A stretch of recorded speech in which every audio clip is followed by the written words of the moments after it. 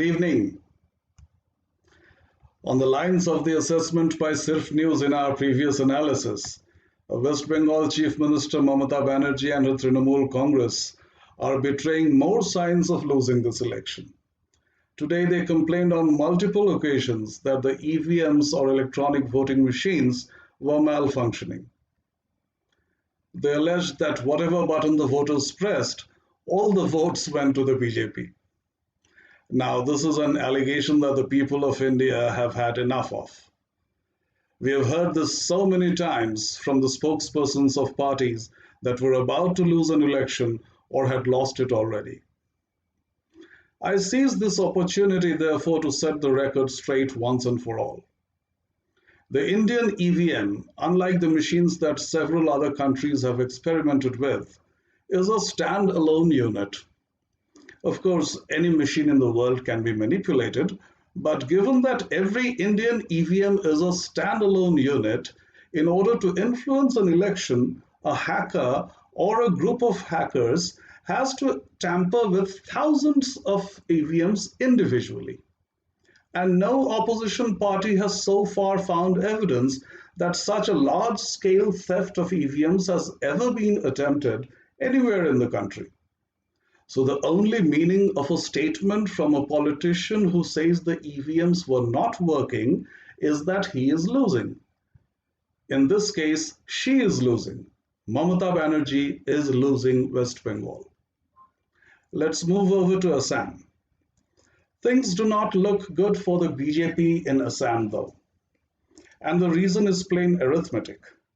The opposition parties have joined hands, and the number of seats that the ruling coalition led by the BJP is assured of is just not adding up. Or is it?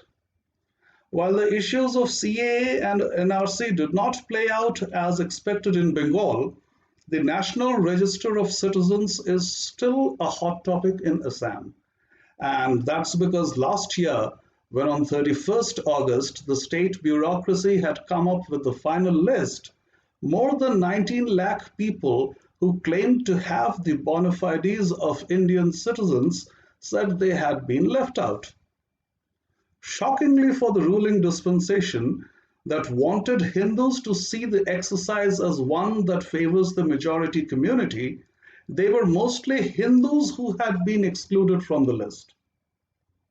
This created so much of confusion that the BJP lost both the pro-Hindu and pro-Assamese planks, temporarily at least. Mind you, time and again, the bureaucracy left behind by the British, which was hardly restructured after independence to cater to India-specific needs, has led the Narendra Modi government and state governments led by the BJP down since 2014. And yet this dispensation does not show any interest in reforming this segment of governance. Now, I'm not saying the BJP-led coalition is losing Assam, but it has become quite a tough fight, not only because of a united opposition comprising the Indian National Congress and the AIUDF, but also because taking a stand in Assam for the Assamese people would have meant antagonizing Bengalis, which in turn would have affected the election in Bengal. But then, this is the problem with the Barak Valley, where Hindu Bengalis are confused, it seems. The rest of the state may see the BJP-led NDA through. The Assamese voters from the rest of the state say it was wise of the BJP to have almost not spoken about the CAA and NRC at all during the campaign. Finally, if the NDA manages to retain power, we may still see a change in leadership though. Remember, the ruling alliance did not hit the hustings with the face of Chief Minister Sarbananda Sonowal on the front. Tune in tomorrow for Sirf News analysis of yet another story. Thank you for sparing time for us.